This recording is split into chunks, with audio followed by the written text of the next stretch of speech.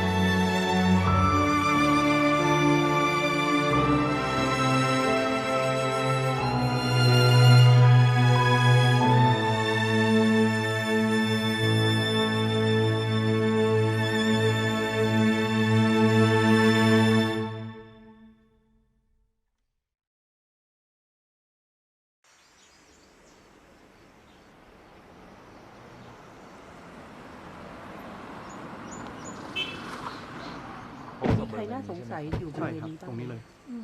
ไม่มีใครเลยนะคะ 按了葫芦起了瓢。พูดไปไหนก็ไม่เข้าใจหรอ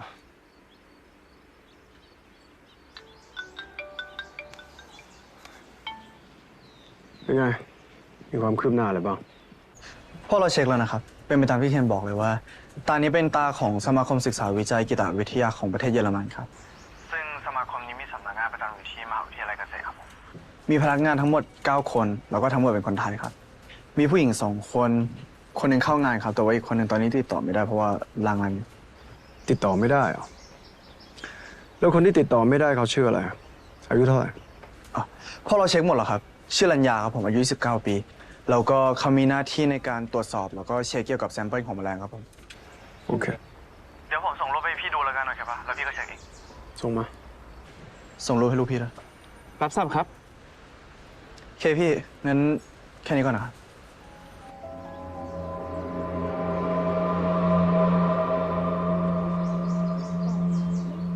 นะ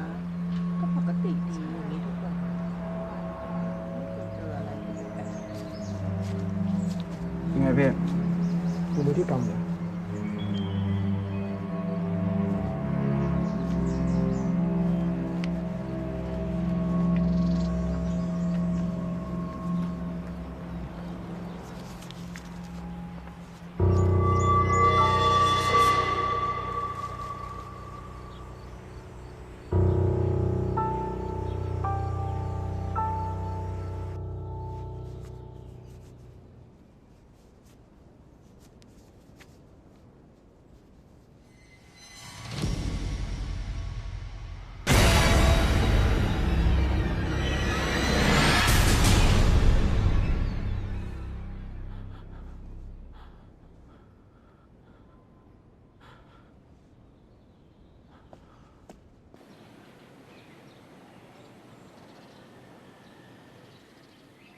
ครับผม ยังไงวันนี้ขอบคุณมากเลยนะครับที่มาช่วยเรา สวัสดีครับ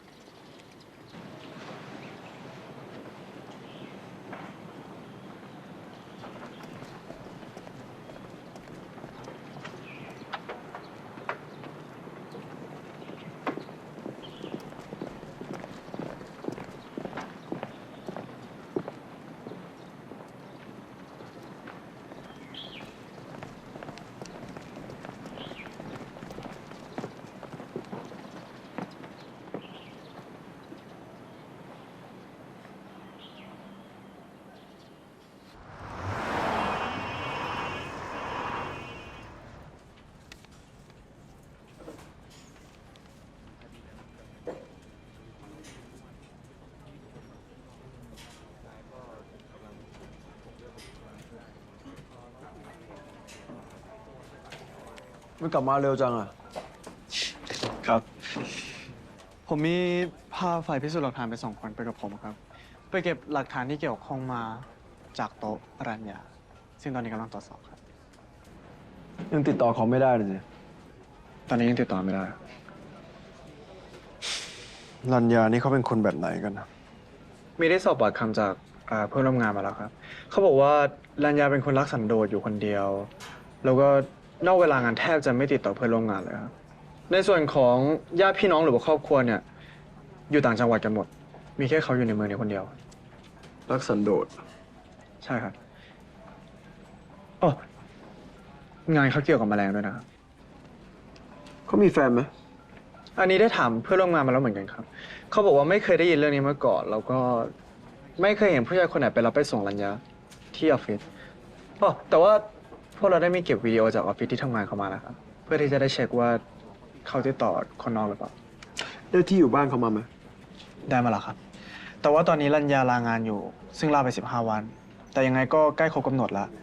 แต่ว่าเจ้าหน้าที่ที่สำนักงานบอกว่าเวลาลางานเนี่ยจะไม่ติดต่อกันเลย พอถึงเวลากลับมาทำงานก็พอแล้ว ซึ่งพวกเราจะติดต่อเขาเลยไหมครับ เพราะว่าใครลางานก็คงไม่อยากให้ใครมารบกวนป่ะ ไม่ลองแล้วล่ะ ขอเรื่องหมายค้นจับเลย เอาเป็นว่าถ้าสมมติว่า เขาลาหยุดกลับมาโดยที่เขาไม่เป็นอะไร เดี๋ยวฉันจะเป็นคนขอโทษเขาต่อหน้า ครับผมรับทราบครับ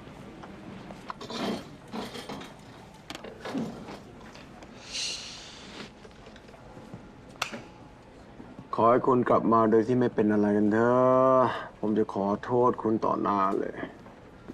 สาธุเจอกันที เฮ้ย ตกใจอะไรเนี่ยผมแก้กันสุดซอ ส่งเสียงหน่อยดีวะ ครับผมขอบคุณมาก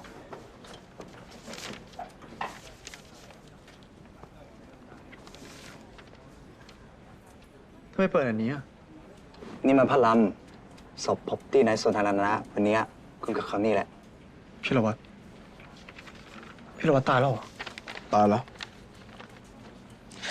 จากการชันสูตรศพของผู้เสียชีวิตพบว่าผู้ตายได้รับสารเสพติดเข้าไปในร่างกายปริมาณเยอะเกินไปทำให้เกิดภาวะหัวใจหยุดเต้นฉับพลัน เป็นเหตุทำให้เสียชีวิต เวลาเสียชีวิตช่วงเวลาประมาณเที่ยงคืนถึงตี 2 ทำไมเป็นอย่างนี้อ่ะ ตอนนั้นผมชอบเขามากเลยนะนี่ผ่านมาไม่นานเองอ่ะ เป็นแบบนี้ได้ไงอ่ะ ใช่มันจู่ๆต้องพบว่าเขาติดยาเสพติดอ่ะรูปถ่ายที่เขาสับยาในห้องเปลี่ยนชุดที่โรงละครเนี่ยก็เป็นข่าวหน้าหนึ่งในสื่อปลังถึงต่างดังด้วยในตอนนั้นนะ ผู้ชายด้วยกันทำไมขี้เมาขนาดนี้วะ เอาเรื่องที่มีสาระหน่อย ในสถานที่เกิดเหตุ เจอเข็มฉีดยาหรือเปล่า ยังไม่เจอครับ ไม่เจอเหรอ ใช่ครับ ผมกับพักพวกหน่อยพิสูจน์หลักฐานยืนยันกันแล้ว ในที่เกิดเหตุนอกจากกระดาษนกที่กระเป๋าเสื้อเขาอะตอนนี้ก็ไม่เจอหลักฐานที่เป็นประโยชน์อะไรอีกเลย มันจะไม่เจอได้ยังไงวะ สารเสพติดปริมาณเยอะขนาดนี้นับตั้งแต่การฉีด จนถึงเขาเสียชีวิตมันมีเวลาตั้ง3 นาทีนะ มันจะไม่เจอเข็มฉีดยาเลยได้ยังไงอะ หรือจะเป็นซะว่ามีคนฉีดยาให้เขาแล้วเอาเข็มไปด้วย ฉลาดว่ะ ฉลาดขึ้นทุกวันเลยเว้ย จริงด้วย ไม่น่าล่ะ เขาถึงกำกับตัวไว้อะ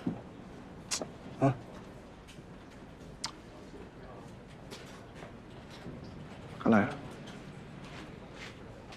ยังไม่หุบยิ้มอีกพอมึงรู้แล้วมึงก็ควรที่จะรวมทีมไปสืบในสถานที่เกิดเหตุหรือเปล่าวะตอนนี้ ฮะ ครับ อ่ะกายไปกับฉันหน่อย โอเค ไป เร็ว เฮ้ย เอาสุนัขตำรวจไปด้วย ครับ ครับ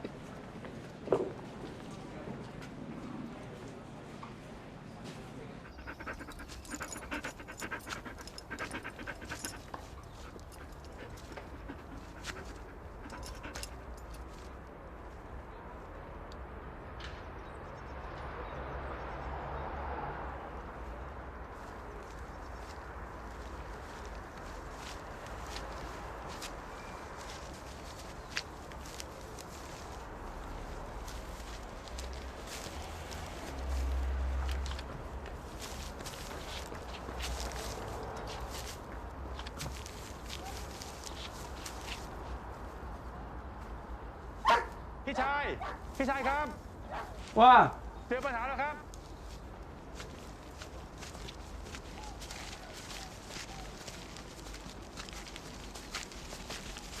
เก่งมากหนูหึ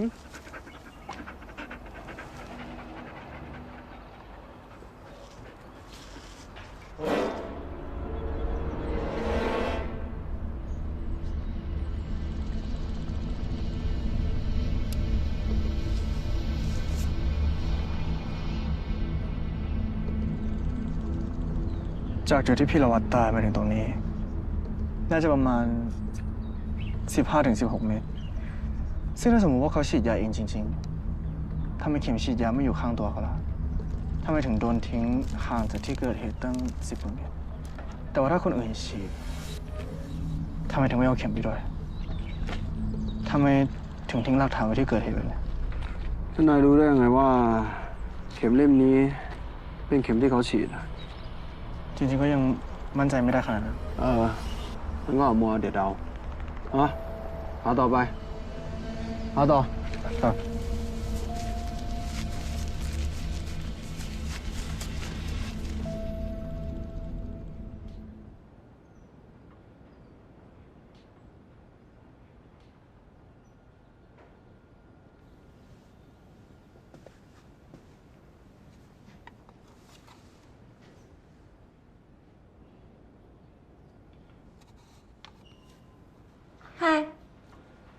嗨，你脸色不太好，是没休息好吗？ ผมนอนไม่ค่อยหลับทุกคืนอยู่แล้ว กระดูกคอผมไม่ค่อยดีเนี่ยยังหาท่าที่นอนสบายไม่ได้เลย 那你有试过中医按摩吗？ ยังไม่เคยเลย 所以嘛，你可以试一下，虽然不能根治，但是可以缓解。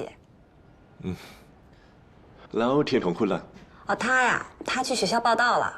明明是来留学的，可是来了快1个月了才去报到。 มีอะไรให้ผมช่วยไหม 哦，我在受害者的小肠里面找到一部分蛆虫，我刚把它们安置好。谢天谢地，有了它们，我们最终的结论肯定会更准确、更可靠。 ไม่ได้ง่ายขนาดนั้นหรอกระยะเวลาที่พวกแมลงวันจะมาถึงศพที่ถูกเผาไหม้กับศพทั่วไปนั้นไม่เหมือนกัน ในสภาพแวดล้อมที่แห้งกร้านโดยทั่วไปแล้ว ระยะเวลาที่พวกมันจะมาถึงศพที่เผาไหม้จะเร็วกว่าศพที่ไม่เผาไหม้1 วัน ในสภาพแวดล้อมที่เปียกชื้นน่าจะมาถึงล่วงหน้า4 วันศพนี้ผ่านการเผาไหม้มาจนเกรียมที่จะรู้เวลาการตายที่แน่นอน ยังต้องจำลองอุณหภูมิระดับความชื้นและปัจจัยอื่น ๆ ในที่เกิดเหตุก่อน หลังจากนั้นพวกเราก็จะทำการทดลองไปเรื่อย ๆ จนกว่าจะได้ผลลัพธ์ 可是不管怎么样，它们肯定比我们现场采集的样本要更直接、更可靠。 ก็จริงนะ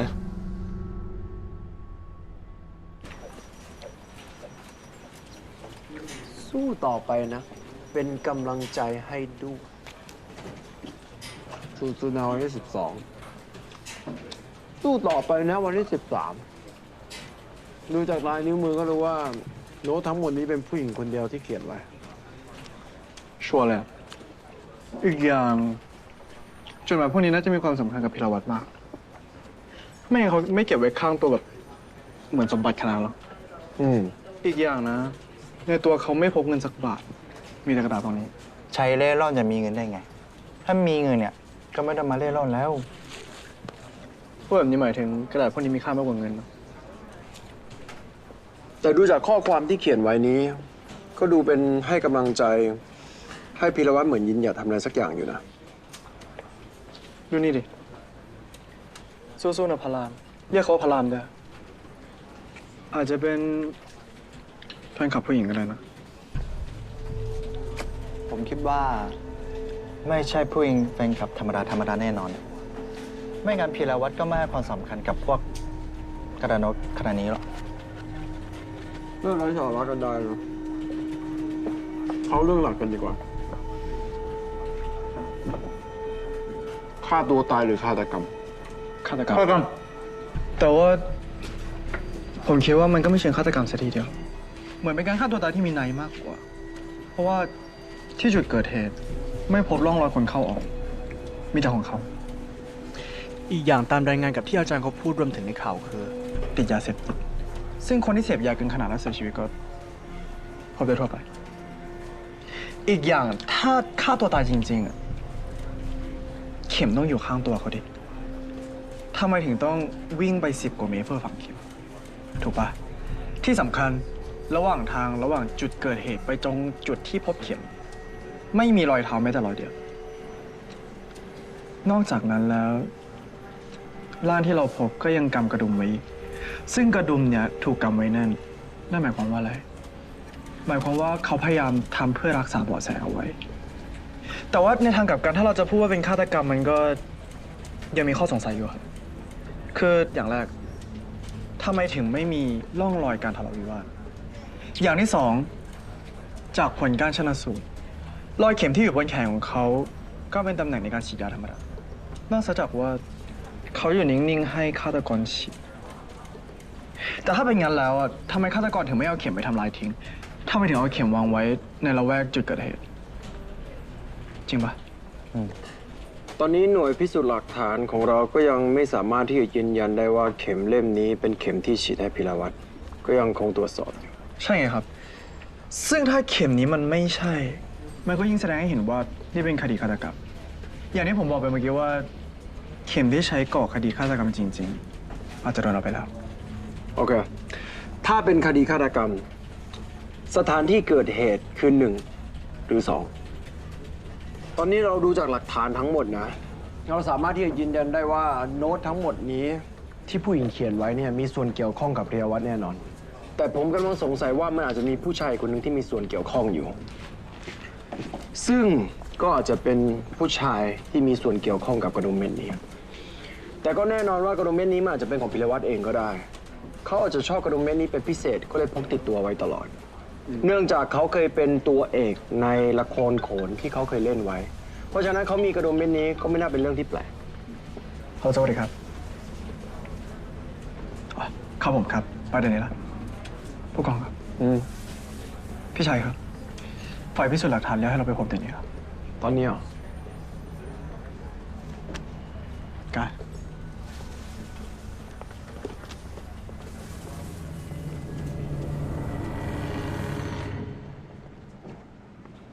เป็นไงบ้าง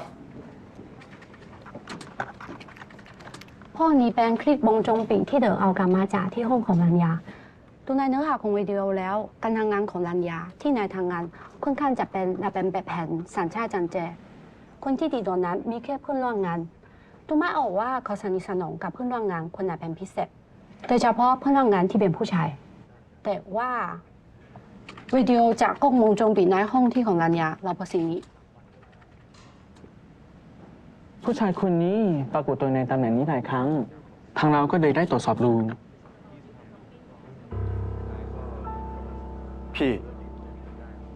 พี่ละวัฒน์ใช่พี่ละวัฒน์แน่ๆแล้วเขาจะมีความเกี่ยวข้องอะไรกับรัญญา เชี่ยนี่มันเรื่องใหญ่นะเนี่ย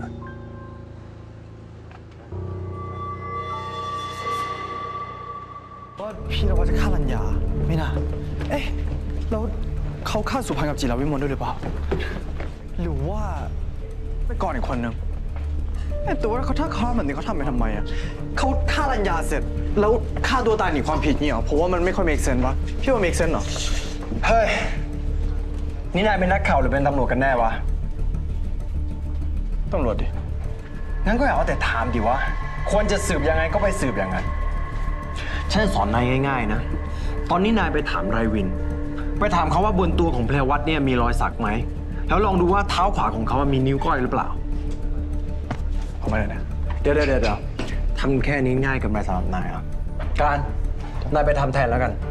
แล้วนายก็ไปตรวจสอบกล้องวงจรปิดที่อยู่ในเมือง ลองดูว่ามีการปรากฏตัวของพิรวัตรแล้วลองดูว่าเขามีความสัมพันธ์ความเกี่ยวข้องกับใครบ้างครับเดี๋ยวก่อนนายไปตรวจสอบเข็มฉีดยานะ ลองดูว่ามันถึงไหนละครับเรื่องนี้อย่าให้นักข่าวรู้นะเว้ยไม่งั้นเราไม่ต้องสืบต่อไปละ ไปได้ยังครับ เดี๋ยวเราสองคนไปลองดูว่าความสัมพันธ์ของเพลวัตทางสังคมเป็นยังไงบ้าง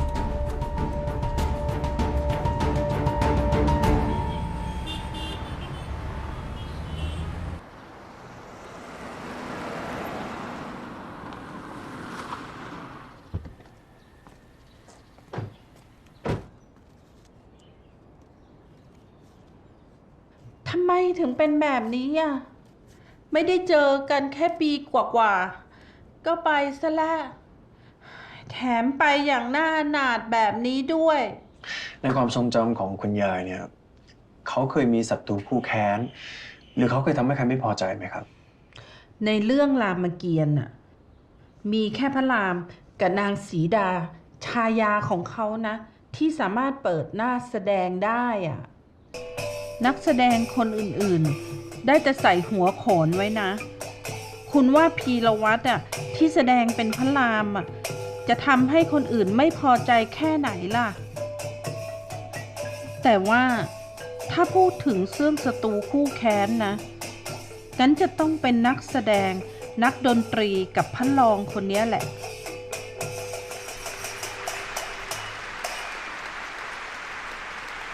สองคนนี้เขาเป็นอาหลานกันเนื่องจากไม่อาจสั่นคลอนตำแหน่งพระเอกของพระรามได้ก็เลยร่วมกันน่ะใส่ร้ายเขา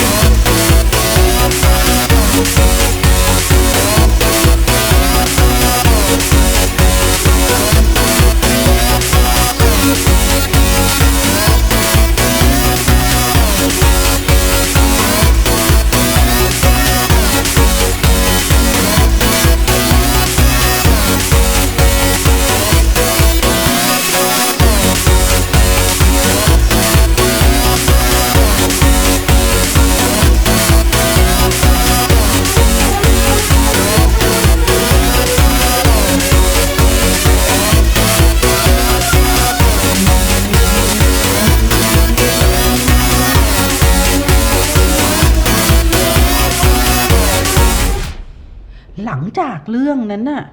พีรวัตรเขารู้สึกเสียใจมาก เขารู้สึกว่าตัวเองอ่ะทำให้ละครโขนกับบทพระรามอ่ะต้องมาด่างพร้อย พีรวัตรอ่ะเขาพยายามเลิกยาแล้วนะ แต่ว่าอาหลานคู่นั้นอ่ะไม่ปล่อยเขาไป หลานเขาน่ะยังคงล่อลวงพีรวัตรอ่ะให้ไปเสพยาอีกนะ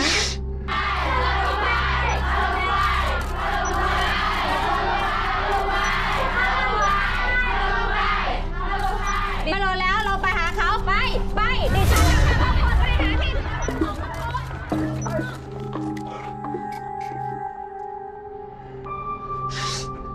แต่พีรวัตรน่ะเขาเป็นนักแสดงที่มีพรสวรรค์ที่หาพบยากจริงๆนะ มาพร้อมกับความอดทน ความพยายาม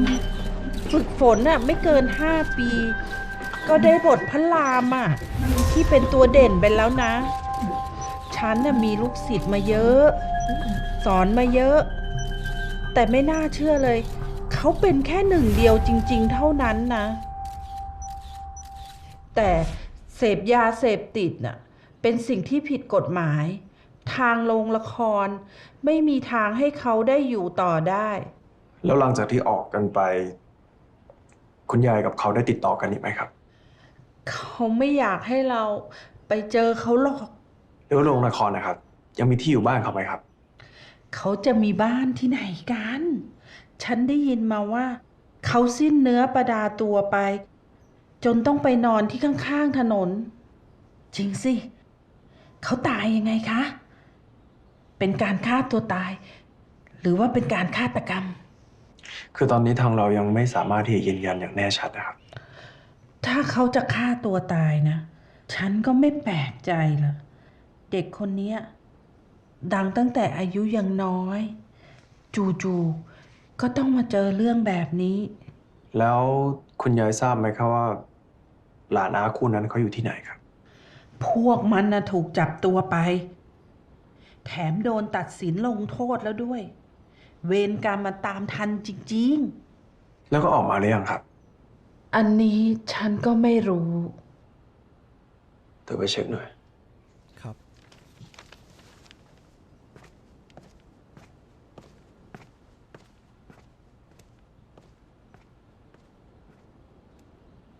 คุณยายครับ คุณยายคิดว่าพิรวัตรเขามีแฟนไหมครับ เขาทุ่มเทความตั้งใจทั้งหมดให้กับละครโขนไปแล้ว ทุกๆวันเอาแต่มาฝึกละครที่โรงละคร ตั้งแต่เช้ายันมืด เขาจะเอาเวลาที่ไหนไปมีแฟนล่ะ แล้วคุณยายคิดว่าเขาจะฆ่าคนไหมครับ เขาจะฆ่าคนเหรอ เป็นไปไม่ได้ ไอ้เชี่ยไอ้นี่มาทำอะไรของมันวะ ถ้าจับตาเฝ้าตำรวจขนาดนี้เลยเหรอ ตามลูกพี่กลับมาไหมครับ รออีกเดียวยังงั้นมากันก่อนเดี๋ยวรีบตัวเวียวที่ได้มาให้หมด เอาด้วยว่าจะสืบใต้อะไรอีกบ้าง ครับ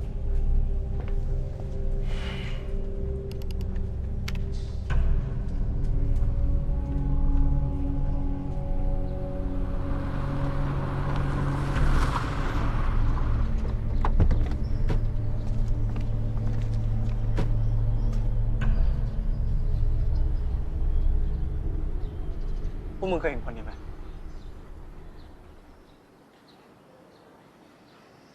พวกมึงไม่ต้องทำเป็นไม่รู้ กูสืบมาหมดละเขาอยู่กับพวกมึงมาตลอด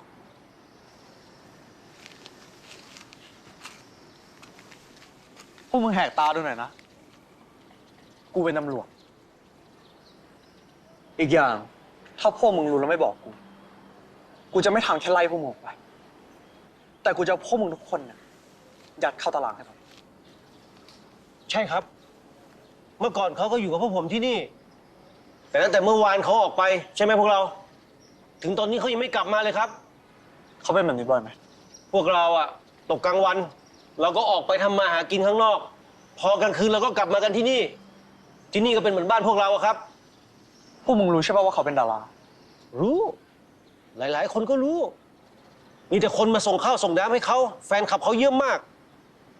ดาราแล้วไง สุดท้ายมันก็นอนใต้สะพานเหมือนพวกเราอ่ะ ก็ใช่แล้ว ตอนนี้มันก็นอนใต้สะพานเหมือนมึงแล้ว แต่มึงอะเคยเป็นดาราไหม พอได้ละไม่ต้องพูดเยอะพูดทีละคนมึงพูดก่อน2 วันก่อนใครมาหาเขานะ 2 วันก่อนมีผู้ชายคนหนึ่งก็ถือรูปแบบนี้แหละ เข้าไปถามเพื่อนผมที่ฝั่งนู้น ผมก็ได้ยินเขาเล่ามาอีกทีนึง รูปภาพเหรอ แต่มันไม่ใช่รูปภาพแบบนี้นะ ผู้ชายคนนั้นลักษณะเป็นไง ยังอยู่ในวัยรุ่นอยู่ อายุประมาณ 30 กว่าครับ ยังหล่อมากด้วยนะครับ แล้วที่บอกว่ามีแฟนคลับมาส่งข้าวให้เนี่ย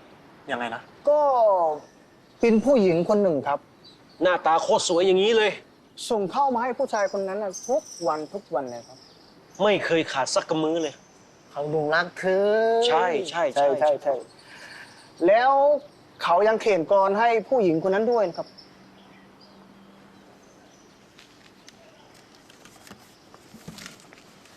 นี่เป็นกระดาษกรของเขาทั้งหมด คุณลองดู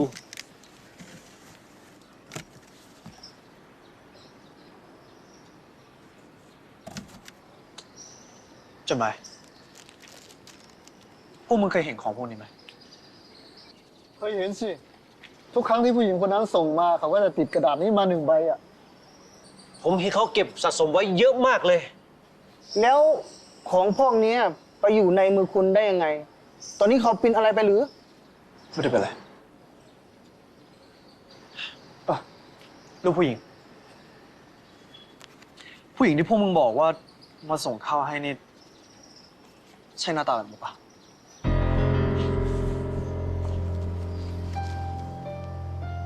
ใช่เลย คนนี้แหละ คนนี้แหละ ใช่เลย คนนี้แหละ ใช่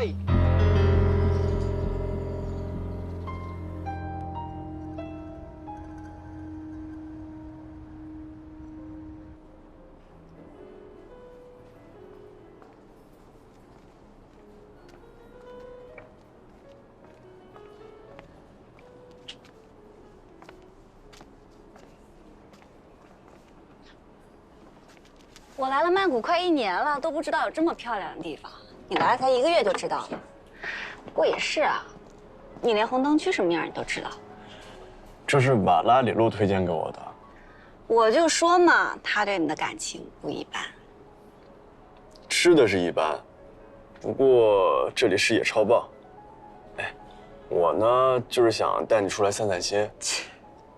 我之前也带师兄来过一次。哎，你尝尝这家的木吉托，好像和你在国内的不太一样。哎，等一下，你的意思是说，你早就知道这儿了，而且已经来过了，对吗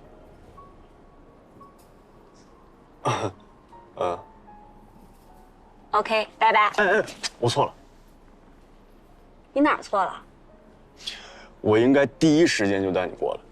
什么都知道，就是做不到，是不是更可恶？非常可恶，但是我发誓绝对不会有下次。切，哎，不信你看，我为了和你多待一会儿，手机都关机了，谢绝一切外界联系。哎，你看那边，那边就是湄南河，夜景多漂亮，和我们山江一样。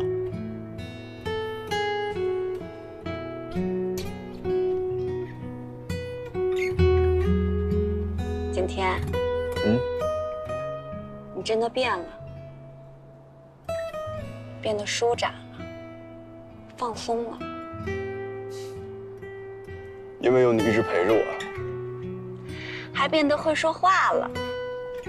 当然了，还有瓦拉里洛的。不过我不带你来这儿，也不能全都怪我。那个马里奥用人用的也太狠了，我们平时见面的时间就很少。你看，瓦拉里洛也很需要我，不过也没像他那样。我刚夸完你会说话。我是在吃马里奥的醋。虽然我不相信，但是我愿意相信。不知道为什么，我看你变得油腔滑调的，我反倒挺开心的。我也很开心。可以把心里想说的话都说出来。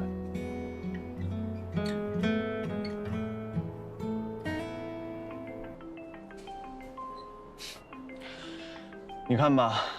我就说这个马里奥用人用的太狠。我跟你打个赌好不好？如果是马里奥，我给你100铢；如果是瓦拉里洛，你给我500铢。没问题，成交。 500铢，现结。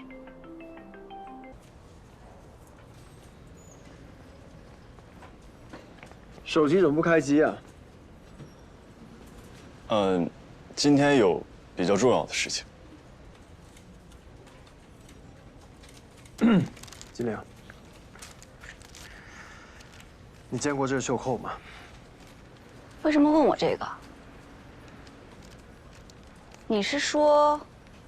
是马里奥的？是吗？好像是见过，你确定？不敢完全确定，但是应该见他穿过有类似袖扣的衬衫。怎么了？这根袖扣是今天早上在这位死者手里发现的。这种袖扣不可能只生产那么一个吧？这种衬衫也不可能只生产马里奥那一件吧？那你看看这个 ，By Kidner。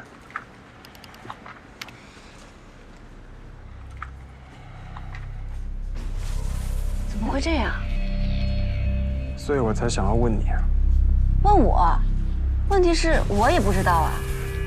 你认识死者吗？见过吗？没有，一点印象也没有。By Kidner。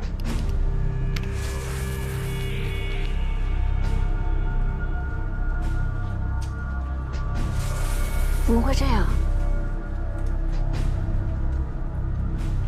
所以我才会叫你过来的。